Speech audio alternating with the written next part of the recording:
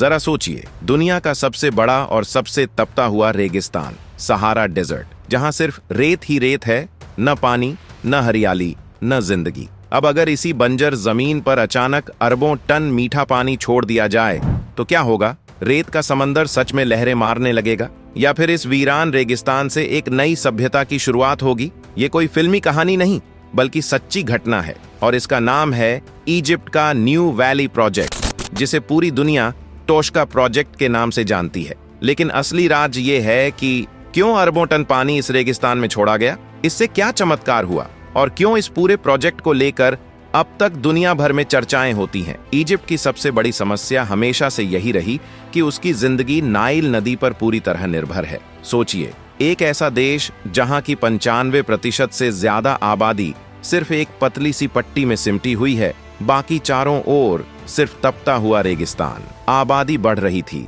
जरूरतें बढ़ रही थीं, और खेती के लिए जमीन तेजी से कम पड़ रही थी। अगर नाइल पर जरा सा भी संकट आ जाए तो पूरा देश खतरे में आ सकता था। यही कारण था कि 1990 के दशक में इजिप्ट ने एक बेहद साहसी सपना देखा। क्यों न उस वीरान रेगिस्तान को ही जिंदगी दे दी जाए। उन्होंने योजना बनाई कि नाइल नदी का अतिरिक्त पानी विशाल नहरों के जरिए रेगिस्तान की गहराइयों तक पहुंचाया जाएगा, ताकि वहां नई जमीन उपजाऊ बन सके। ये सिर्फ खेती के लिए नहीं, बल्कि आने वाली पीढ़ियों के लिए नई बस्तियां और नया भविष्य बनाने का सपना था। ये काम किसी जादू से नहीं, बल्कि इंसानों की दिमाग और मेहनत से हुआ। इजिप्ट ने नाइल नदी से पानी को मोड़ने के लिए एक विशाल नहर का निर्माण किया, जिसका नाम रखा गया शेख जायद नहर। लेकिन नहर बनाने भर से काम पूरा नहीं होता, क्योंकि नाइल नदी का पानी इतनी ऊंचाई तक खुद से नहीं जा सकता था। इसके लिए बनाया गया मुबारक पंपिंग स्टेशन, जिसे दुनिया के सबसे बड़े पंपिंग स्टेशनों में गिना जाता है। ये स्टेशन रोजाना करोड़ों क्यूबिक मीटर पानी नाइल से खींचकर ऊपर उठाता और उसे शेख जायद नहर में छोड़ देता। फिर यही नहर आगे बढ़कर सहारा रेगिस्तान की गहराइयों तक पानी पहुंचाती।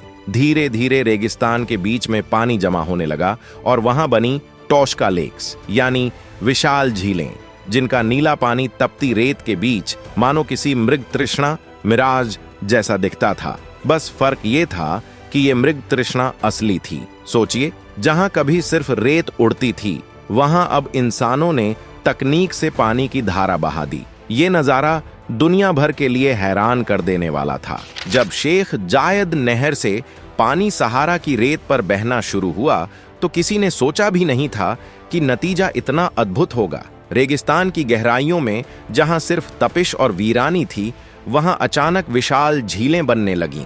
इन्हें नाम दिया गया टोशका लेक्स। सैटेलाइट इमेजेस में पहली बार जब ये झीलें दिखीं तो पूरी दुनिया हैरान रह गई। सहारा जैसे सूखे और बंजर रेगिस्तान के बीचों बीच नीला पानी चमक रहा था, मानो प्रकृति ने खुद कोई चमत्कार कर दिया हो। और पानी आने के बाद चमत्कार यहीं नहीं रुका। धीरे धीरे इस इलाके में हरियाली की शुरुआत हुई। खेतों में गेहूं, मक्का और सब्जियों जैसी फसलें उगाई जाने लगीं। कुछ जगह पेड़ पौधे भी लगाए गए। इजिप्ट सरकार को उम्मीद थी कि आने वाले वक्त में यही जमीन उनकी नई खेती की राजधानी बनेगी और देश की फूड सिक्योरिटी को मजबूत करेगी। सोचिए, जिस जगह को लोग हमेशा मौत की वादी मानते थे, वहीं से इंसानों ने नई जिंदगी की नींव रख दी। हर सपने के साथ एक हकीकत भी जुड़ी होती है। टोशका प्रोजेक्ट का सपना जितना बड़ा था, उसकी चुनौतियां भी उतनी ही विशाल निकलीं। सबसे बड़ी समस्या थी रेगिस्तान की गर्मी। सहारा की तपती धूप में झीलों का पानी तेजी से उड़ने लगा।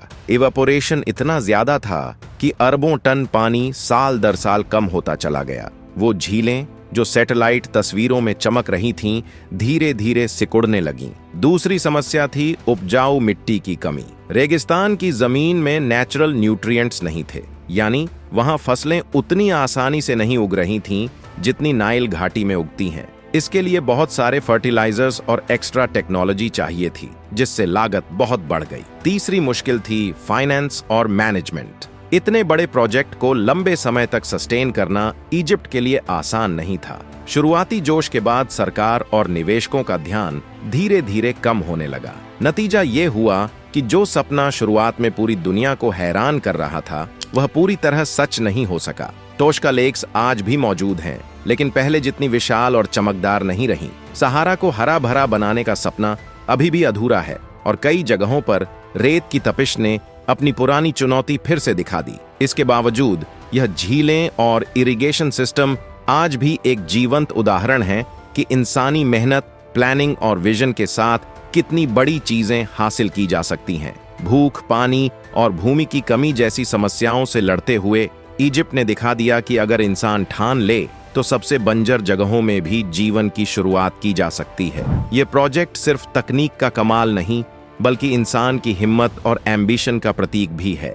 टोशका प्रोजेक्ट सिर्फ एक इरिगेशन प्लान नहीं था, ये इंसानी हिम्मत और सपनों की उड़ान का सबूत था। भले ही ये सपना पूरी तरह पूरा ना हो पाया, भले ही झीलों का पानी धूप में उड़ गया और खेतों में उतनी हरियाली न उग पाई, लेकिन दुनिया ने देख लिया कि इंसान अगर ठान ले तो रेगिस्तान की रेत में भी नदियां बहा सकता है। तो अगली बार जब आप सहारा के अंतहीन रेगिस्तान के बारे में सोचें तो याद रखिए, यही वो जगह है जहां इंसानों ने अरबों टन पानी छोड़कर यह साबित किया कि जिंदगी हमेशा रास्ता खोज ही लेती है। लेकिन दोस्तों, अब अगर आज की बात करें तो आज टोशका लेक्स पहले जितनी विशाल नहीं रही, लेकिन पूरी तरह गायब भी नहीं हुई। सैटेलाइट इमेजेस में अभी भी कुछ झीलें सहारा की तपती रेत के बीच नीली चमकती दिखाई देती है। ये नज़ारा आज भी साबित करता है कि इंसानी कोशिश कितनी बड़ी हो सकती है। इजिप्ट की सरकार ने हाल के सालों में इस प्रोजेक्ट को फिर से रिवाइव करने का फैसला किया है।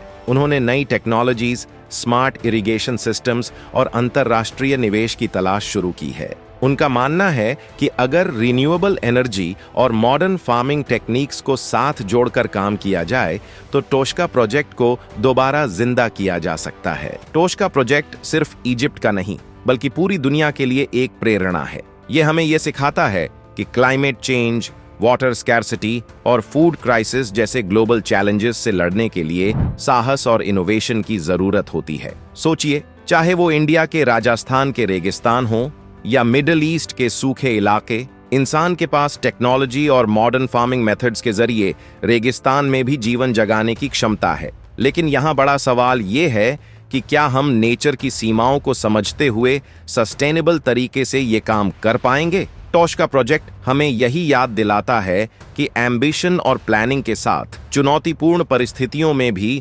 बदलाव संभव है। लेकिन यह सिर्फ इजिप्ट की कहानी नहीं है। दुनिया के कई हिस्सों में पानी की कमी, सूखा और बढ़ती आबादी जैसी समस्याएं हर साल लाखों लोगों को प्रभावित करती हैं। ऐसे में इंसानी क्रिएटिविटी और इनोवेशन ही वह रास्ता है जो रेगिस्तान जैसी जगहों में हरियाली, खेती और नई जिंदगी ला सकती है। तो दोस्तों, आपको क्या लगता है, क्या इंसान सच में एक दिन सहारा जैसे रेगिस्तान को पूरी तरह हरा भरा बना पाएगा, या नेचर हमेशा अपनी सीमा दिखा देगा? अगर आपको ये वीडियो इंफॉर्मेटिव और इंस्पायरिंग लगी हो तो इसे लाइक जरूर करें, अपने दोस्तों और परिवार के साथ शेयर करें। और अगर आप हमारे ऐसे और वीडियो देखना चाहते हैं जो फैक्ट्स, टेक्नोलॉजी और इंस्पायरिंग स्टोरीज से भरे हों, तो हमारे चैनल को सब्सक्राइब करना बिल्कुल मत भूलिए। याद रखिए, हर लाइक, शेयर और सब्सक्राइब हमारे लिए मोटिवेशन है और यही हमें और भी नई, दिलचस्प और सच्ची कहानियां लाने की ताकत देता है। जय हिंद।